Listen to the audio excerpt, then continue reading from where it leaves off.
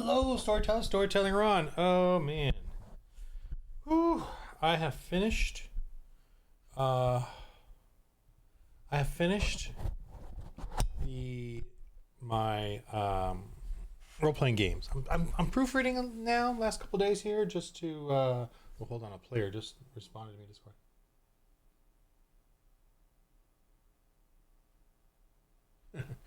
um, sorry, guy. Just as I'm talking, he posts a response. So we're playing Christians in Space on and then we post on Discord. Oh, someone else posted. Oh my. So join our Discord if you want to play a Christian role playing game. And sorry, this is just the way I make videos. Blah blah blah blah. Okay. So this is the Dark Ages. I finished it, man. I finished it. I have been putting out iterations and selling them, and I will put this finally up there as the update. This is the free version, by the way. And I've really made the game simpler. I didn't make the game simpler. I rewrote everything like literally from memory because I wanted to clean it up and get it simpler.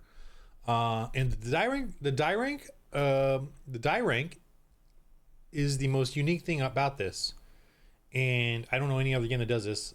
But this came from the evolution of other games. Like I was thinking about this game. I was thinking about the pool dice system of like Star Wars with FFG or whoever that they do that dice pool thing. And then I was thinking of D20 and you know I remember my daughters playing and they said that they tried the Star Wars one and they liked it, but they really missed the D20, the Nat 20 thing, rolling a Nat 20, rolling a Nat 1, you know, and I realized, I definitely, that's important. So it's like I took the best of both worlds. And I want to explain to you the dice system because really it's sort of the, what you need to get through and survive and figure out to then the game becomes very easy after that. Once you figure this concept out, the game becomes super easy and it's very OSR style. It's all it is I set a difficulty number for anything and everything, and I use all of the die ranks of the items or the terrain or the armor to decide the difficulty, and then you just roll the D20 plus your die ranks to beat that number, and it correlates to Dungeons and Dragons and OSR comparatively very similar. I even asked the AI like what's the sort of computation differences, and I think if some of you guys are out there are into the math part of it, but the it kind of gives me the same number. Like if you roll a D20 plus you get like a plus 10, right? As you get up in levels, you're gonna have this sort of average of what you roll. And mine is very similar, but here's what's cool about mine. I have a broader range. The average is the same. Like, let's say it's 10 plus 10 is 20. So that would be the average. Mine is similar, or it's like 18 or whatever, and then, or 19, whatever it is. But then their range is minimum 10, high 30. Whereas my range can be 1, or the net 1, plus the one whatever the rolls 1, down by like 2 3 4 to 40 50, like, so the range is wider. And so that's what I love about the die rank system. And as you get more and more die ranks in your game, your character does not blow out. Like, it gets better, like the bell curve moves up a bit, but you still get this range of rolls. And so it makes the characters much more like you can play a 10th level character and a first level character, and they're both having a hard time and they're both having a good time. And I love that about this game. Like, so I've had players come in halfway through some of these like long campaigns and just fine. They fit right in. They can play. So very, very like, wow, I'm all these things that it kind of worked. Okay, what is this thing? What the heck is this? Very simple. D20 plus your trait, which is the ability score. I use very similar, but I renamed them in conceptually different ways. Which is, where are they? They're here somewhere. Anyway, I'll go that real quick, but I just want to get over this. Okay. So then you move up dice. So if you have one die rank in a skill, you get a D4. So you get your D20 plus your prowess, which is your strength, basically, plus one D4, and you roll that, and that's your bonus. But what if you have two die ranks? Okay, you get a plus D6, or you get a D6 roll, and you get to add that to this. Or three die ranks, four die ranks, and five die ranks is a D12. Now, if you go above you can go above five die ranks, because some games, the way they solve it is like in the Star Wars one, you hit five of their dice pool, then that's it. I'm like, okay, it's like, and then like in all the other OSRs, you hit 10th level, okay, that's it. That's their answer. That's their solve. And so everyone's happy with that. And I'm like, I'm not happy with that. Sorry, I got my morning nose thing. Okay, so when you go above the 12, or sorry, one die rank, two die ranks, three die ranks, four die ranks, five die ranks. When you go to six die ranks, you start over. You get the D12, and then you start with the next die, and that turns into a dice pool. So think of it as divided by five, right? So if I have 17 die ranks, this is divided by five is three D12s, and then what's left over? Two, which is a D6. All right, so you get three D12s. Now 17 is really, really high. That's usually that's super high. And usually you're someone that gets 17 die ranks, which we've had, they're usually doing something very important, like engineering or crafting or something like that. It's not like a combat thing. Combat is usually, I got 5 die ranks, I got 10 die ranks, because they'll get a blessing or something, and they don't get that every turn. They get it whenever the cleric blesses them and stuff. So, but those are easy enough. You get it, So anyway, 17 divided by 5 is 3, remainder 2, so 3 D12s and a D6. But you keep the highest. You keep the highest roll. So that's how that works.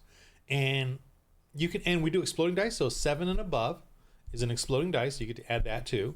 Now for combat, it's just hit or miss. That's all it is. So that's simple enough, and the combat goes pretty quickly. The vitality, which is the hit points, very, very low. Like everyone has low hit points, even the creatures and all that. Like high level creature to me is 30 to 40 to 50 hit points. 50 is really high. I don't even know. After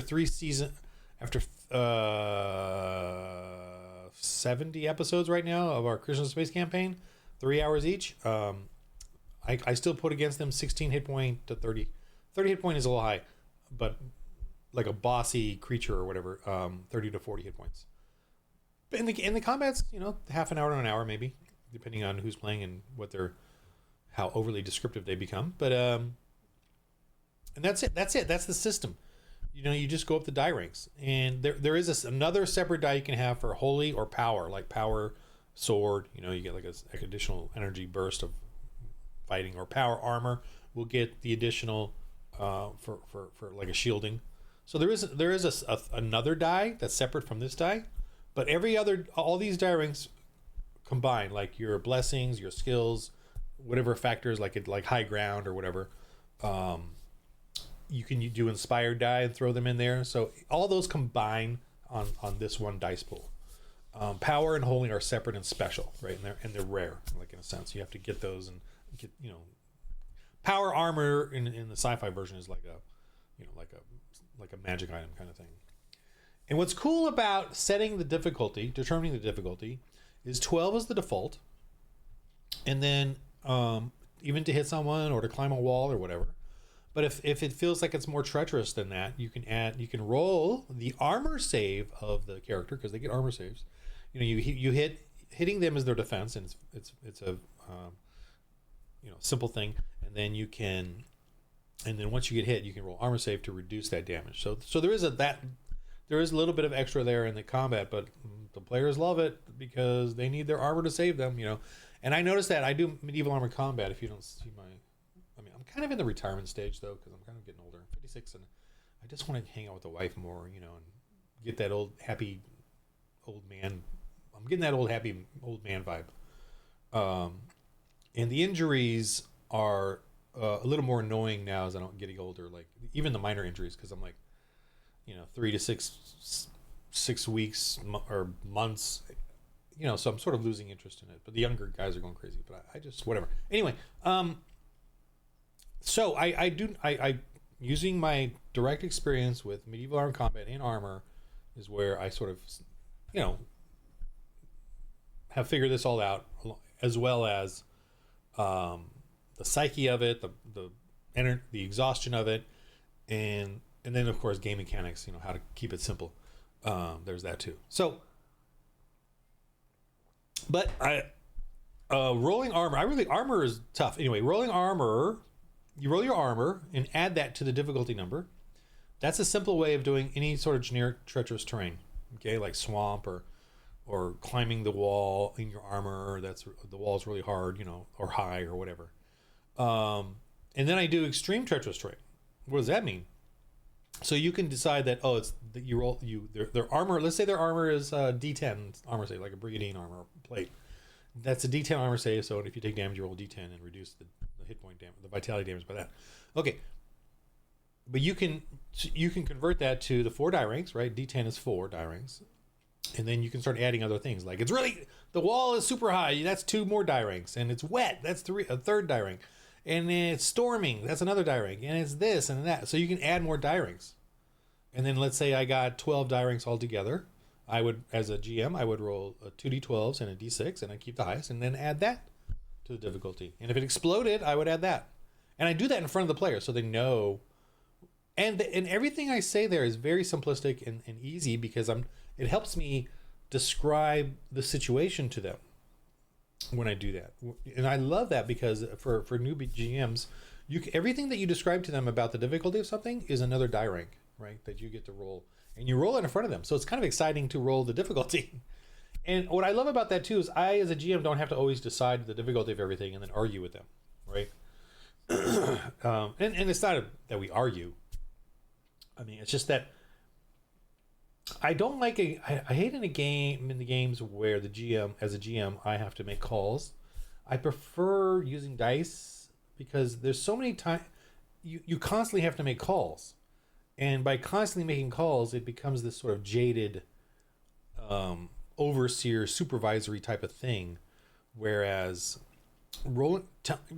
saying this is treacherous terrain, rolling their armor save is all about what kind of armor they have, right? It's not the GM, but it makes sense. This is treacherous terrain. It's not normal terrain with a difficulty of 12. This is treacherous terrain. It's muddy. It's thorns and bushes, and you got to get through that. So just roll their armor, and so they get. So obviously, plate mail is going to have a higher potential of difficulty, and they're going to get stuck or exhaustion, or take some vitality, exhaustion, or whatever, something kind of minimal. And if they fail that number, right? If I roll a treacherous terrain difficulty of 12 plus, let's say 8, which is 20, keep it simple. Roll a 20, they got to beat a 20 to get through the thorns, something simple like that. And it's like plate mail. So it's kind of weird and absurd. So, but those thorns, if I rolled a 20 or 8 plus the 12, to me those are really big thorns, like very scary, and not just thorns, the mud and the dirt and the whole root systems and all that. So if they fail, let's say they roll a total of 10, they're with their prowess and they're crawling through or whatever, and they roll a 10. So they fail by 10, right? What is that? That's the die rank result. If you fail, whatever you fail by or succeed by, you have it, half it, right? So if they fail by 10, that's 5 now, 5 die ranks. That's a D12. So I say you failed by 5 die ranks, so I'm going to roll a D12. I'm going to roll that right now, just for the fun of it.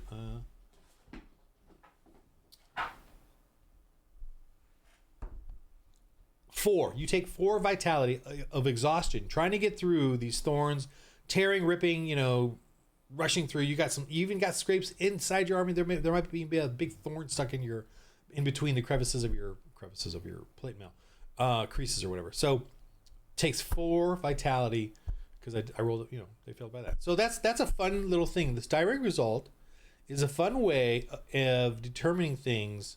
And so right there, I don't have to look at a page or a list. Everything came out of my head in this game. Like once I understand these concepts of if they fail by the first 5 die ranks, it's vitality. The second 5 die ranks is a temporary penalty, or I could do like a gear damage. So if he failed by 14, that's 7 die ranks. So the first 5 I would do D12. That's his vitality drain. Then the last 2 D6, you damaged your one. I can split up however one.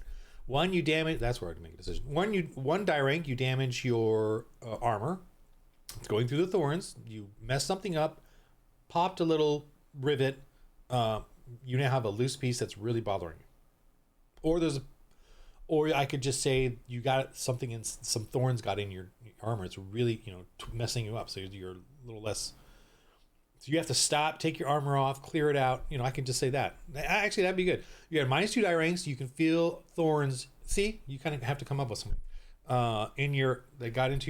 You have to take your armor off in order to. But yet the guys are attacking you right now. See?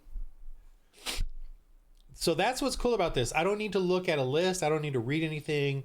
I can visually see something there, and then start using this system, these dice mechanics, and let the dice decide. I love letting the dice decide, because I notice when I decide the difficulty of something, just based on this one, that, make it an 18, it becomes kind of draining. I feel like I'm supervisory mode, and then the players feel like they're being supervised. I prefer that we're creating a story. I create these, this and this and this, and okay, and they go, oh yeah, okay, so I roll it. That's the die rank difficult, and there it is. And I don't need a chart or this is just understanding the game dice, determining the difficulty, and the die rank result. And then these are all the die rank results for rolls that they want to do. So if they want to heal somebody, and let's say they have 6 hit points damage, they're damaged by 6. Okay, 6 is a D6 is 2 die ranks. I roll it, and then I add that to a 12, and that's the difficulty they got to get above to heal them. Whatever, bandaging, water, rest, whatever it is. And again, die rank results. So let's say I roll. Let's get the dice out again, because I like just doing dice. Okay. So if I said D6, right? 6. So 6. So 12, 18. You got to be at 18. These are like contusions and scrapes and very draining, very hot. This person is hot and fatigued. You need to beat an 18 to help them, heal up in the next few minutes.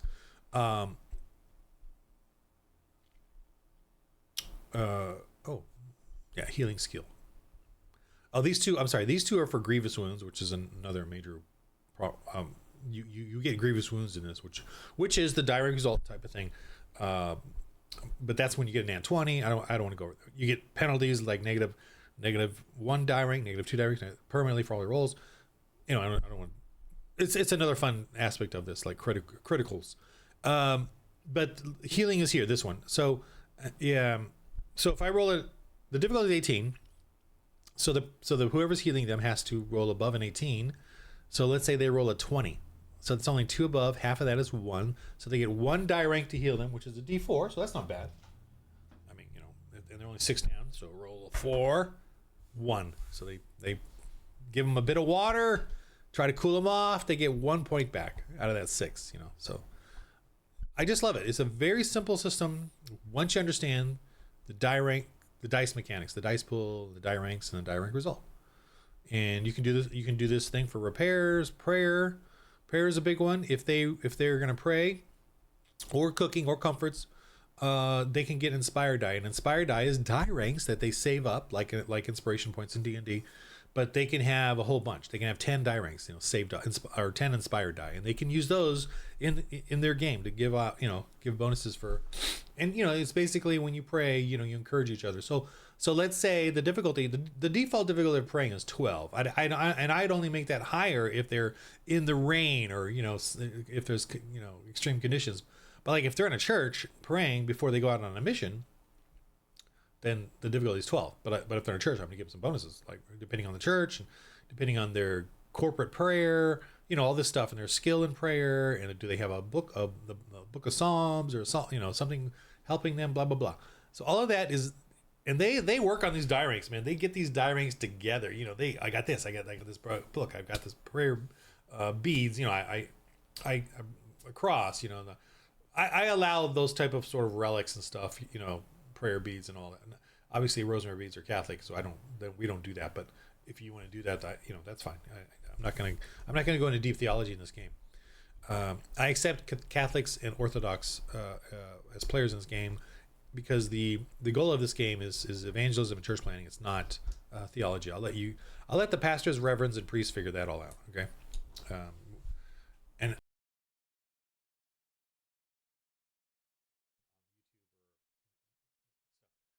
hey, convince my Pastor John MacArthur, and all the pastors at my church of this, of your orthodox uh, legalism, and get back to me on that. So, but I would feel comfortable in those churches, for the most part.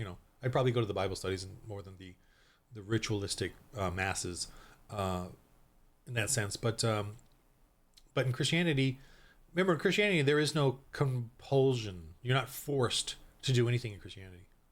So I don't know where I'm going with that. But anyway, okay. Apostles of the Epoch is done. I just need to. I need to. What? Oh, this is the wrong one. Dang. That's the wrong one because I pulled that one up once just to get something out of it. Okay, where's the right one? This one. All right. Apostles of the Epoch is done as well. Whew. I'm tired. I have been staring at these for 2 years. It's been rough. I'm totally now at the point where I realize that when other people come to my Discord or on my YouTube and say, "Oh, I'm a Christian. This is really great." Instead of supporting you, I'm going to make my own Christian RP role-playing game, but it's going to be fantasy and not really have evangelism and church planning. I'm like, well, that's not Christian then. One, that's not Christian, and two, I'm going to start telling God, I'm not going to be encouraging. I'm going to say, no, don't do it. You would be a fool to do it. And the reason is because it's hard. Do you have 2 years full time losing $10,000 to $20,000? I should look it up, how much I've spent on this. Now, I've been blessed in my life. My wife is a fashion director. We have survived Bidenomics. Brutal. It was not brutal, but our millions did shrink. Whereas Samantha Powers and all the DC elites, millions doubled and tripled during the same period. That is why we have Doge, because all the Democrats in DC, all those environmentalists, all of their wealth has gone from 2 to 3 million to 7 to 10 million within a matter of a few years. That is what Doge is finding out. That's what we all have known.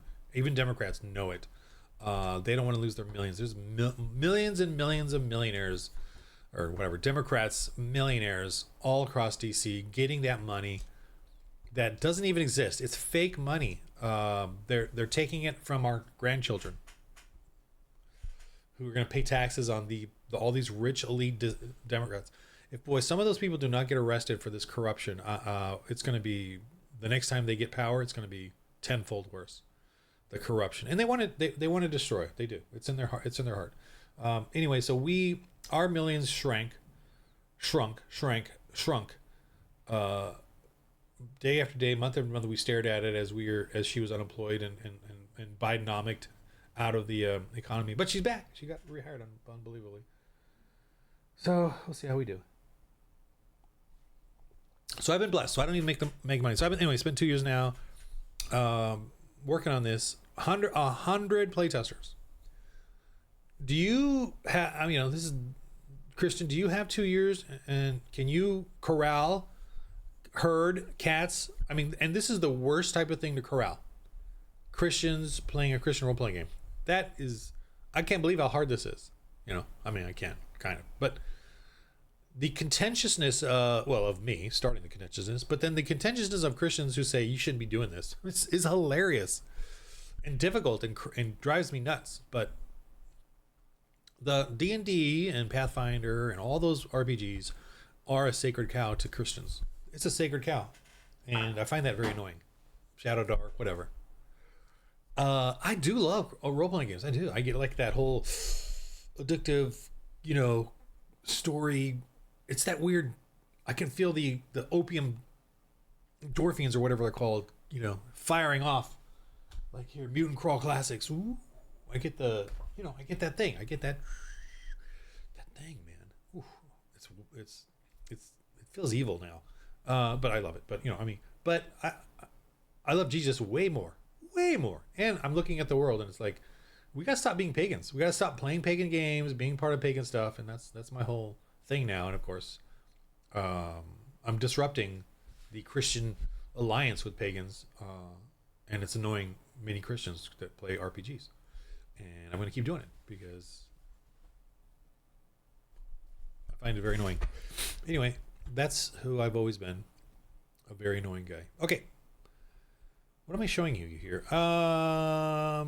I'm just kind of babbling, but the it's all good. I'm just kind of in a relieved mode because this has been long and it's done. It's complete. I will get this out to everyone that has bought the PDFs, the update in a matter of days. Combat is 2 pages. Oh, yeah, I got Mounted Beast now. Oh, by the way, here's something that I have that I'm going to show you right now. Right, crafting, engineering, upgrading. Very simple, cool, fun breakdown. Vehicle. Where is it? Oh my gosh, I still got stuff to do. Dang. I just got to make some more vehicles here. Dang. Vehicle and space combat. Guess what doesn't have vehicle combat? Mutant Crawl Classics. I mean, they might have a supplement on it or whatever, but they don't have it. And I'm reading through them. I'm doing some videos on these and I'm realizing you can use those for my game, the supplements, the ideas in them.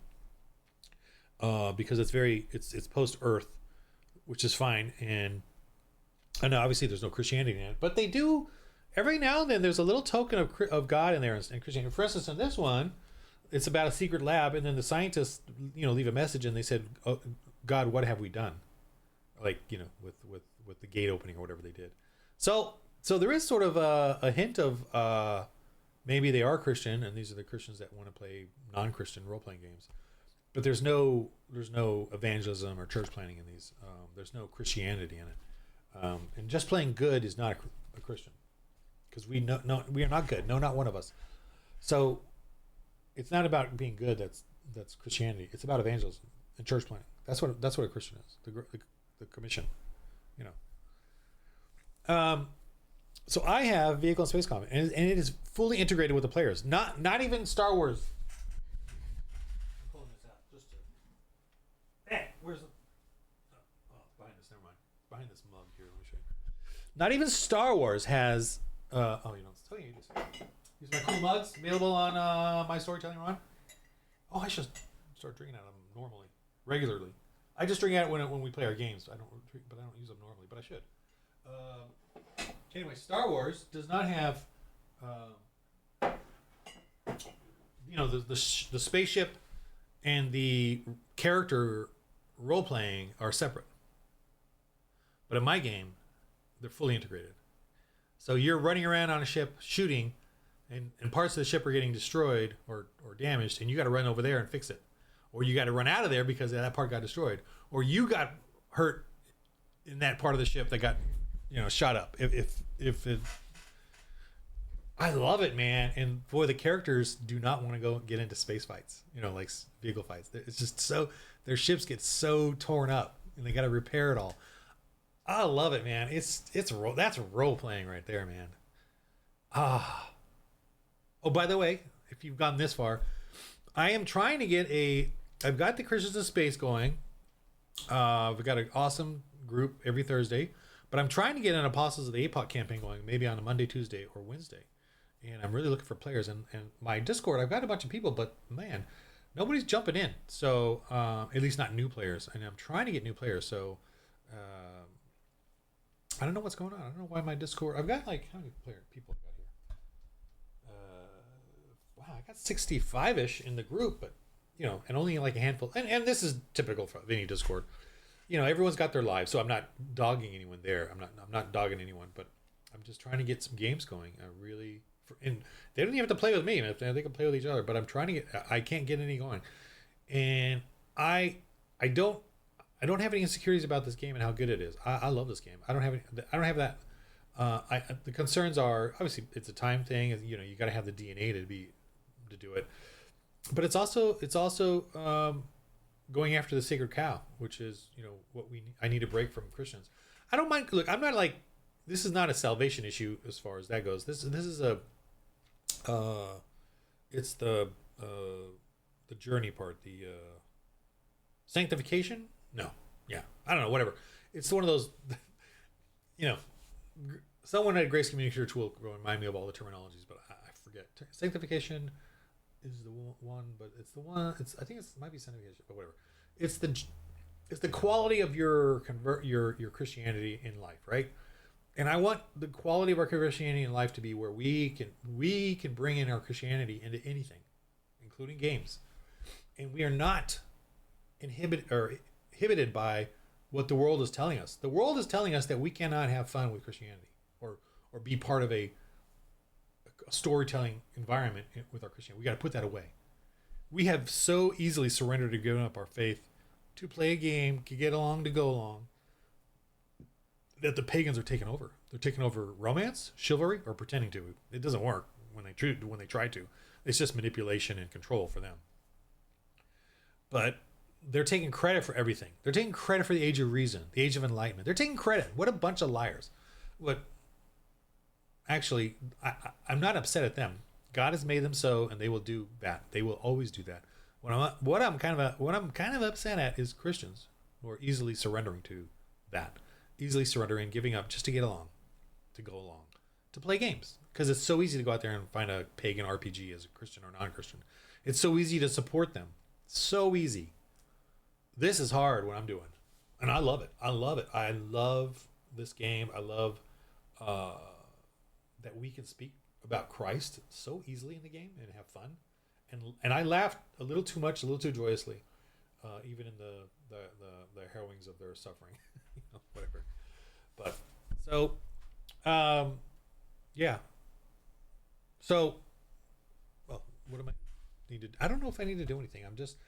The games are going to come out now. I'm just holding I need to like you saw that one page. I need to kind of clean up, I'm going to add some more vehicles here just because I have to have the pages go in a certain order. So I added a page there, and as you can see on the side here, I got all these pages here I got to work out. Like I want 2-page spreads like this. It needs to be these 2 pages here. So I can't delete this page because then this will mess up the 2-page spread that I have here. So I got to add something here. So I'm going to add more vehicles. And I have plenty. I just haven't done it yet. That's probably what I need to do this morning. But this has just been an awesome game. These are these maps you make up, you put them together with the pieces, or you do your own. These creatures, this is a little mutant crawl classic looking thing. In the post-apocalyptic Earth, mutations and stuff, and of course, the dinosaurs are back. The toxic zombies, robots, mutated plants. All that is in here as options. Gonzo. It's totally Gonzo. You've got oppressors. You've got a campaign thing. You can do a hex crawl map set up here. I got some dice rolling, and I have a hex map. Oh, part 2. That's in there. Okay, so because I forget which ones have what. Because the Apostles' Epoch does not yet have a campaign book, but there's a campaign at the end of the last 30-40 pages of the book is all like adventures and campaign stuff and creatures, all just kind of thrown in there like a big glop, just throwing all kinds of just ideas at you. So you can do whatever you want, and you can make a hex crawl. And at the end here, I got some fun reference stuff. Oh, I gotta add more. I gotta add like sort of references at the end here of the pages. And look at the character sheet. This is the character sheet for Dark Ages, Christians of Space, and the Apostles of the Epoch. You got your traits, you get your weapons, you got your defense, which is 12 plus awareness and shield or helmet or whatever. These are the factors of that. Armor save is the, whatever it is, a D6 for chainmail and enforcer plastics. D8 for like stormtroopery looking plate mail or whatever plastics. Laminate armors D10, that kind of stuff. So. And power armor is like D12 plus a D4 because it's powered. Vitality is your hit points. Vitality, you can make notes of your vitality and wounds that you have, and you can get wounds. Wounds are very deadly, so it's very fun. That's gonna happen. Now the gear and burns very simple. You have 2 heavy, 3 mediums, 4 lights you can carry. If you carry any more, I will give you your armor save and penalties. Blessings and skills is whatever you want. There's a list of suggestions. A little bit of how they work, and then extras, whatever stuff you have around laying nearby. Penalty, the way wounds and penalty die work, the player does not have to do anything with them. That's what I love about this. The player does not have to deal with any of the penalties that they get, like wounds, or if they fail a roll, I will give him like the armor with the thorns in it. He's at -2 die ranks, so he doesn't do anything with that. He doesn't reduce his skills or anything with that. I take the 2 die ranks as a d6, and I will add that to my side for the defense of when he's trying to hit something or when he's trying to climb a wall. I will do the armor save. Plus, I will add those additional 2 die ranks because I know he's hurt or wounded because he's got those spike or thorns in him. So I, as a GM, and I can, I just use it whenever, once per turn. I don't use it over and over and over. I use whatever they have as a penalty die.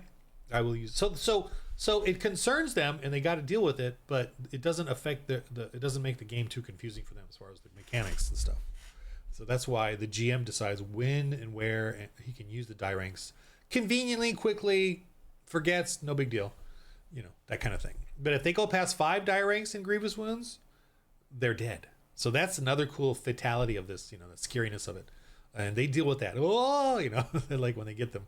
So that's a fun aspect of this game.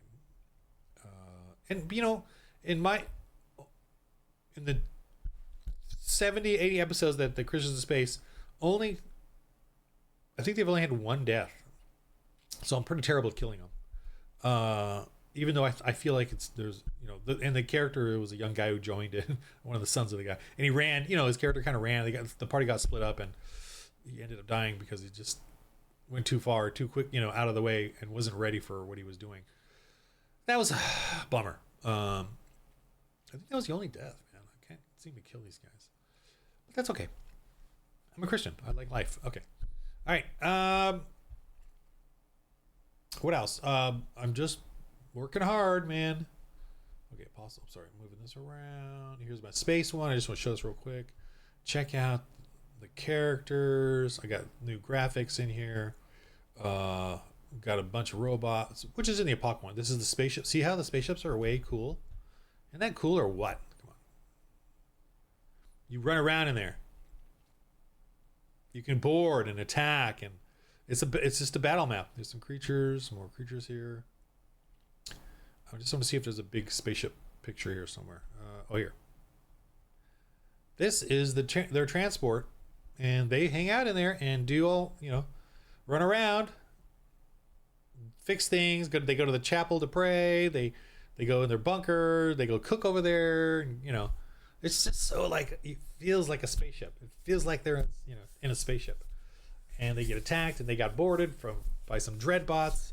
And I am not afraid, just so you know, in the sci-fi, I have solved the answer that we all have been dying for. How to have aliens. Okay? I have solved it. You're welcome. You're very welcome. Where's my backstory stuff? Okay. Is this it? No. Sorry, I'm looking for... It's in here somewhere. Down. So look, I got the Empire, Imperial Agents, because the atheists are obviously going to make an empire, a big sort of national socialist empire. Democrats. Okay, where is it at? Hopefully I didn't take it out. Okay, well here's the timeline, so you understand how it works. And then here, is this it? I guess this is it. Yeah. Okay. Basically, the atheists went off into the universe, and we Christians were in prison camps. They left us on Earth, nuked it, and then that's why we have the Apostles of the Epoch. And then now, this is the later on 2500 AD, where we're trying to go out now into space and missionaries, Christianize. But the atheists have gone on and done all kinds of stuff within a few hundred years. And they have created terraforming AIs that have created all these factories on different planets and terraformed the planets. Okay, these AIs and the engineers and the Empire have also done biotech and humanoid diversity. So they've created aliens using genetic modification, and that's the solution and answer to how we can have aliens, because that makes way more sense than Star Wars and Star Trek with these bipedal carbon-based, aliens like Klingons and Aqualish or whatever. what are some of the names of the Twi'leks in Star Wars? So all these things that are just that makes no sense. Oh, the way they all evolve separately on different planets like that, please. But mine does make sense because these terraformed planets then have these human-like species that are sort of genetically modified. So they all have little variants, So you can have Dogman or Sharkman or whatever, and it totally makes sense because these terraforming AI massive machines land on a planet and work to turn it into a livable planet, habitable. So we also have Dreadbots and Biodreads. Dreadbots are Terminators. Biodreads are Tyranids, Zergs, whatever. Just space bugs. And then obviously there's deadly robots. And we got mutant marauders because there's obviously things have gone wrong out in space, obviously. As far as like demonic incursion, I haven't done like a full-on demon thing, but I don't see why not. Like a demon, like maybe in space, their little demons are even more powerful because it's not, Earth is made for us, whereas the glory of God is in space. So maybe there's a little lax rules there for you're not supposed to be here, humans, but suffer the consequences. I don't know, but you obviously are going to homebrew whatever you want, but we've got aliens, we've got dreadbots, we got space bugs, we got everything. So I'm stealing from everything. We got zombies, we got toxins, all that stuff. So we're good, people. We have got our own game system. We can separate ourselves from these pagan things and bring the children, have them play these games and RPGs and get away from D&D and stuff. Because D&D is teaching your kids how to be pagan. And I don't care about whatever satanic panic or whatever. I don't really care, whatever. Everything is satanic anyway, so I don't really care. But this game is just a blast. I'm having a good time. So that's my little silly video today. And I got work to do. I got to finish up the Puzzle of the Epoch. I got to add some of these vehicles. I got some in my game there, so I can add them to this. Or I can easily make it up. I can make it up right now. I'm going to make it up right now. I'm going to make up a vehicle. I don't really should do this. Okay. But I can... The stats. Here's the stats. No, they're right there. Never mind. Just... No. You don't even see that. Okay. All right. In the game of life, everybody, roll holy dice. Just wanted to blah, blah, blah, blah, blah, blah, blah. Just to... Okay. See you later.